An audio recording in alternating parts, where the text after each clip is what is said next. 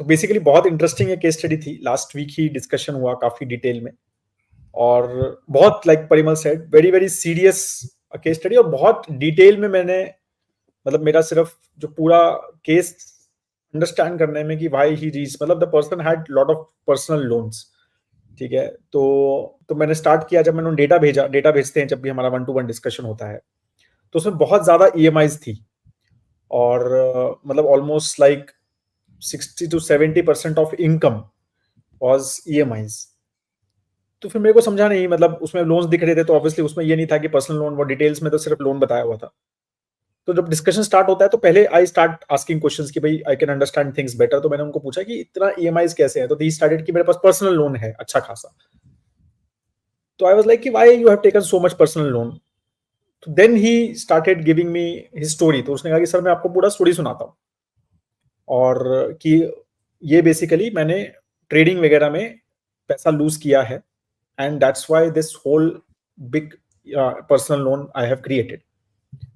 तो मैं फिर भी मुझे समझ नहीं आया, मैंने कहा यार तेरी सैलरी इतनी है, मतलब करते करते चलो लॉस वगैरह हो गया, लेकिन इतना लोन किस लिए लिया है, मतलब मुझे ये आई आई डोंट अंडरस्टैंड कि why you have taken so much loan, कि ये तो मैनेजेबल ही नहीं है ये चीज जो कर रहे हो आप, तो आप यहां तक कैसे पहुंचे। तो देन ही टोल्ड मी कि सर ये जस्ट ज्यादा तो कुछ बड़ी चीज नहीं है, 2 ढाई 3 साल पहले की, दो साल पहले 2022 की ही बात है। तो I used to work in a IT company, I had a friend, हम दोनों रूममेट्स थे, ठीक है, पीजी में, and he used to do trading. तो कहता है कि मैं तो साथ में जाता था उसके साथ ऑफिस में, और कहा वो बैठ के मेरे गाड़ी के पीछे वो करता रहता था ट्रेडिंग, और मुझे बताता था कि आज मैंने 5,000 रुपये जीत लिए, का गेन कर लिया, आज मैंने 10,000 का गेन कर लिया, ठीक है। तो मतलब मैं ज्यादा उस चीज पे ध्यान देता नहीं था। फिर कभी कभी फिर आज चलो पार्टी करते हैं यार, आज आज 10,000 रुपये का गेन हुआ, चलो शाम को पार्टी करेंगे। तो this was a regular phenomena. अगर ये 2-3-4 महीने मैंने सुना, 3-4 महीने के बाद उसके गेन बढ़ने लग गए, फिर वो बोलने लगे आज मैंने 80,000 रुपये का गेन किया, आज मैंने 1 लाख रुपए का गेन किया। अगर तो आई वॉज लाइक कि यार मतलब इतनी तो अपनी सैलरी नहीं है महीने की, और ये एक दिन में कमा रहा है। अगर तो ऑफकोर्स ना गया गौरव भाई, एकदम से वो कंपैरिजन ही हो गया ये, कि पूरे महीने काम कर रहा हूँ और इतना मैं कमाता नहीं हूँ। तो मैं उससे फिर मैं थोड़ा इंट्रीग हो गया, आई आस्किंग मोर क्वेश्चंस कि भाई कैसे कमा रहा है तू, क्या कर रहा है। तो उसने कहा कि अरे तो बहुत सिंपल है यार, थोड़ा बहुत जैसे मेहनत करते हैं ना, जैसे अपन तूने इंजीनियरिंग किया, अपन 4 साल एक स्किल सेट गेन किया, तो उसके बाद अपने को जॉब लगा, तो ऐसे ही ये स्किल सेट है, तो थोड़ा you you will learn about it. एक बार स्किल आ गया तो कुछ भी नहीं है उसके बाद, तो 1-2 घंटा बैठो, जैसे मैं सुबह बैठता हूँ, पार्ट उसके बाद टाइम। मैं ऑफिस भी कर लेता हूँ, और 1-1.5 लाख रुपए कमाना तो कोई खास बात नहीं है। तो फिर ऑफकोर्स सब आई वाज वेरी मतलब interested to see in this.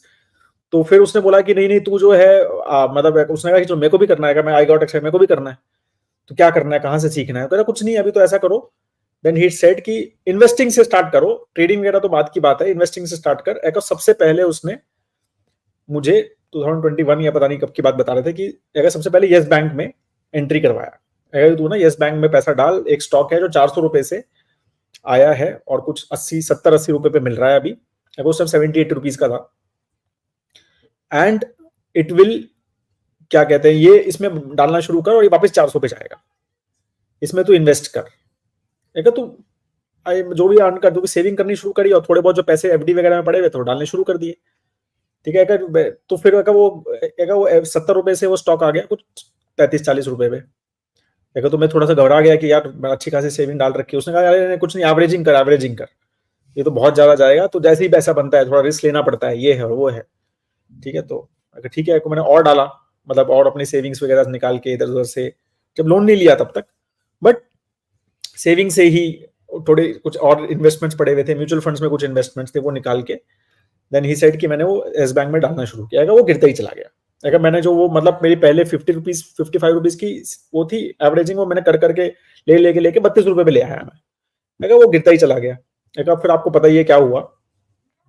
फिर उसने बोला कि यार जो है ना, चलो इसमें थोड़ी हमारी किस्मत खराब रही, तो मेरे को तेको डे ट्रेडिंग करना सिखाता हूँ, ठीक है। तो एकदम जब भी फिर वो खुद फ्यूचर ऑप्शंस करता था। मैं कहा ये क्या होता है, तो कहना नहीं फ्यूचर ऑप्शन मत कर, तो डे ट्रेडिंग में अच्छा पैसा है, ठीक है। तो उसमें मैं तेरे को वो I will tell you how to do it. तो फिर वो डे ट्रेडिंग स्टार्ट हो गई मेरी, तो उसके साथ मैं थोड़ा थोड़ा करने लग गया, समझने लग गया, मेरे को लगा कि आसान है ये तो, ठीक है, तो फिर धीरे-धीरे एक वो चीज़ें करने लग गए, एसआईपीज़ वगैरह सब बंद कर दी, यही चीज़ें स्टार्ट की, ठीक है। एंड कुछ दिनों के बाद फिर ही वाज़ टेलिंग मी कुछ डे, हाँ, बजट का डे था। तो फिर I got more intrigued, and जब वो फ्यूचर ऑप्शन करता था तो उसमें वो फिर वो उसके जो गेन्स होते थे, कहता मैं 1.5 लाख रुपए कमाया, 1 लाख रुपए कमाया। तो एक बार मतलब तो मैंने फ्यूचर ऑप्शंस का करना शुरू किया और बजट आया था, तो बजट में काफी गेन हुआ मुझे। मतलब मैंने करा फर्स्ट कुछ ऑप्शन खरीदा, कुछ खरीदा, तो मैंने 1.25 लाख रुपए का मेरे को गेन हो गया कुछ 2 दिन में या 1 दिन में। तो बिगनर्स लक था, आई जस्ट स्टार्टेड एंड मेरे को गेन हो गया। तो फिर मैं बड़ा खुश हो गया, मैंने कहा यार ये तो बहुत ही बढ़िया है, मैं तो पूरे महीने में इतना नहीं कमाता जितना 1 दिन में कमा लिया। तो वो मेरे को then I started doing this कि भाई I started spending more time. फिर क्या हुआ, एक बार उस एसबीआई वालों ने, मतलब जो भी एसबीआई का था, जो भी अकाउंट था, I don't remember the account name, SBI था, एचडीएफसी, आईसीआईसीआई कुछ तो था, तो उन्होंने बेसिकली अनसिक्योर्ड लोन प्रोवाइड करना किया उनको कि भाई मैं 8 लाख रुपए का अनसिक्योर्ड लोन है, आप अप्लाई कर दो, अगर हो जाएगा। तो मैंने कहा कि यार ये ले लेता हूँ, और अगर मैंने 8 लाख रुपए लिया लोन और 8 लाख रुपए डाले मार्केट में, और वो 9.5 लाख रुपए हो गए। तो मैंने कहा ये तो बहुत ही बढ़िया, 1 रुपया लगा नहीं अपना और 1.5 लाख रुपए मिल गए। तो फिर वो मेरे को बहुत ही इंटरेस्टिंग लगा ये चीज। उसको भी मैंने पूछा, उसने कहा हाँ ये तो बहुत ही अच्छा है, ऐसा ही करना चाहिए। तो he was guiding me all these things. तो धीरे धीरे करके फिर I lost that loan completely, वो जीरो हो गया मेरा। और अब मेरा ये हो गया कि अब मेरा लॉस हो गया, तो मुझे लगा कि ये रिकवर करना है लॉस। वो अगेन वो साइकिल, राइट, कि अब मुझे लॉस रिकवर करना है। तो फिर मैंने और लोन लिया थोड़ा 5-10 लाख रुपए का, एंड फिर मैंने एक ट्रेनिंग भी लिया। मैंने कहा यार मेरे को शायद मैं स्किल सेट प्रॉब्लम है मेरा। बहुत बड़ा इन्फ्लुएंसर है, I will not name him, ठीक है, तो कोई बड़े इन्फ्लुएंसर थे बड़े, तो उनसे कह रहा मैंने ट्रेनिंग लिया, कुछ 25,000 रुपए का कोर्स बता रहे थे, 25-30,000 रुपए का कोर्स करा, ट्रेनिंग करा कुछ 15-20 दिन का, समझा, एंड देन अगेन फिर मेरे को लगा कि अब मैं कर लूंगा ये। फिर मैं 8-10 लाख रुपए का फिर नुकसान किया, and then again what happened was कि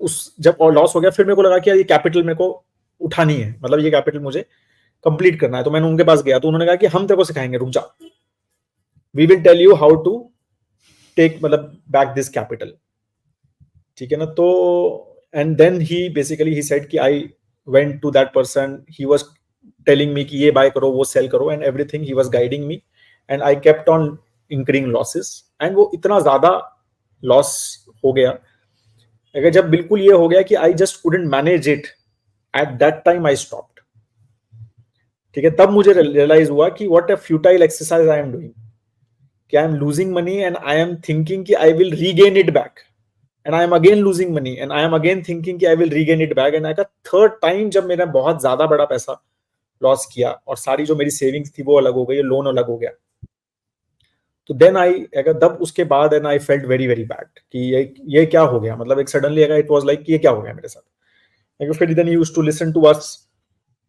तो परिमल आपके चैनल, आपकी वीडियोस काफी देखते थे, तो देन ही स्टार्टेड अंडरस्टैंडिंग कि how this works and all those things. Then he basically reached out to I think our team and said कि भाई मेरे को पहले समझना है कि how to now come out of this mess, right.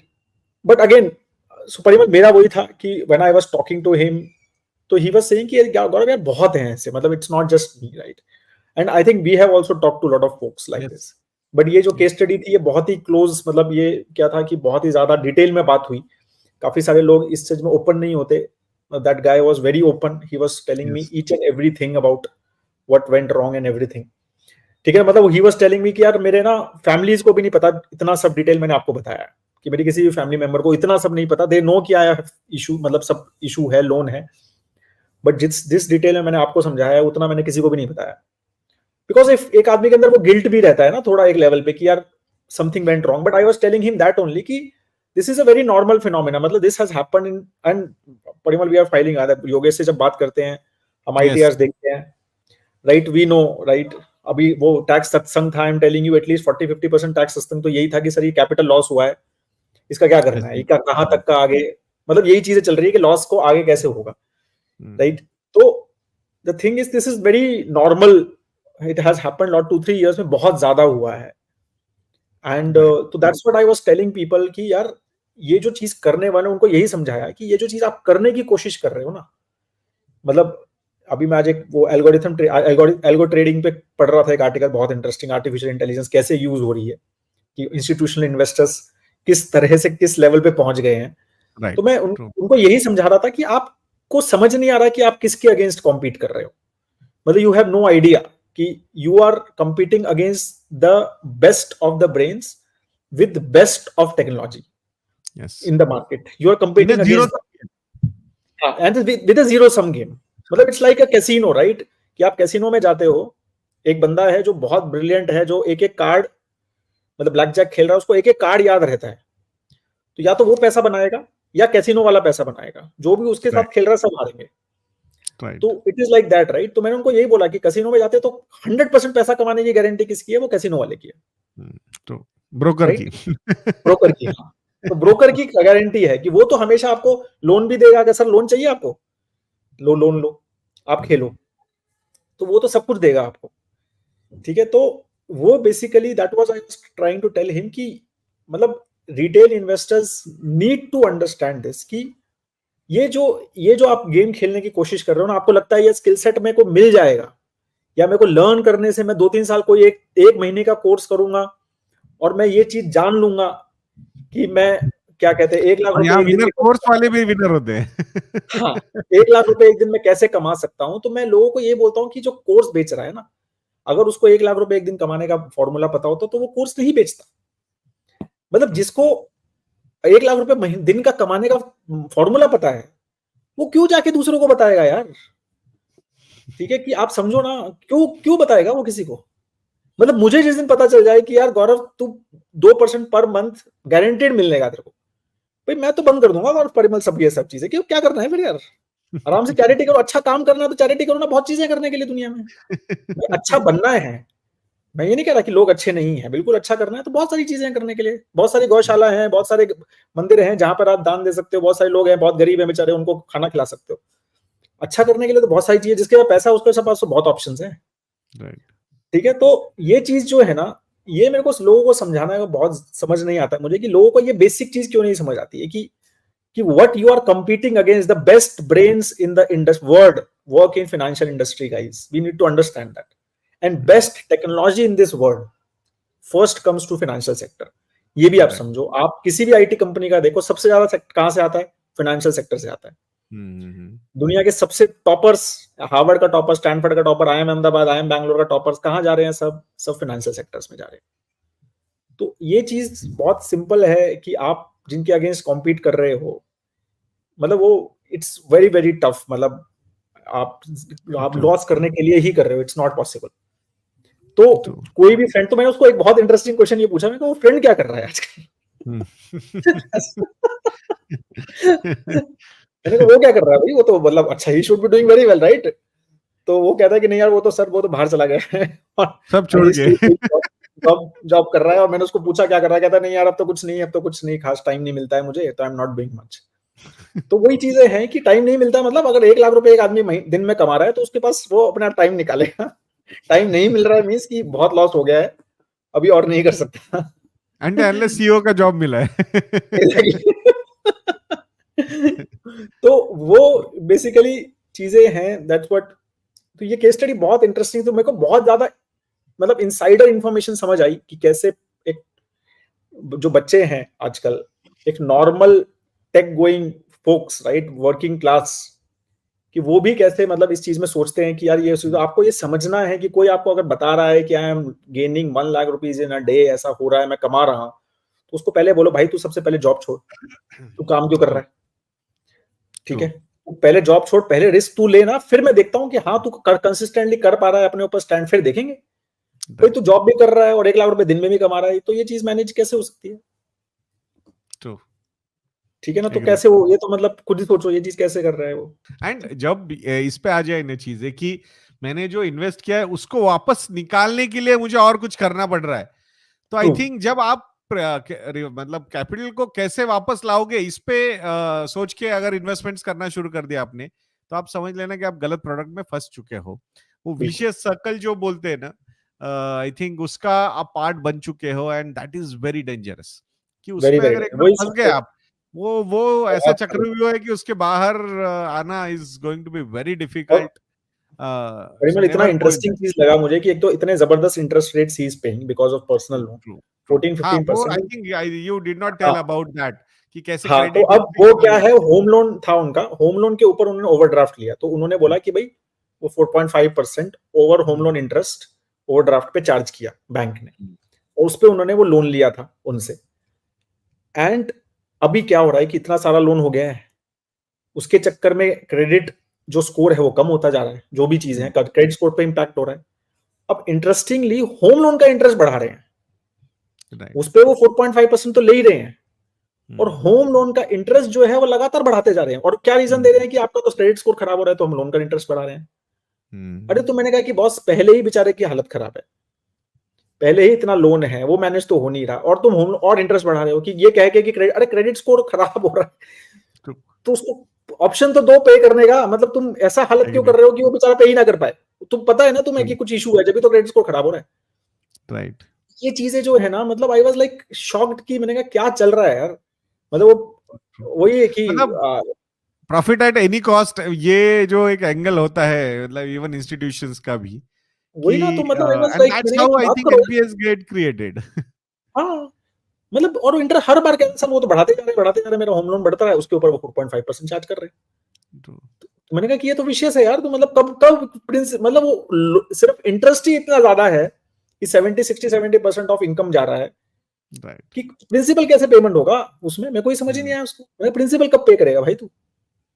Then we worked on, of course, जो भी उनके बेचारा वो जो भी चीजें हैं, he had created some assets, वो सब डिस्कशन करके we could whatever we could ask him to do, we could do it. But वही है कि मतलब देयर नो शॉर्टकट्स, कोई हमारे पास ऐसा फॉर्मूला नहीं है।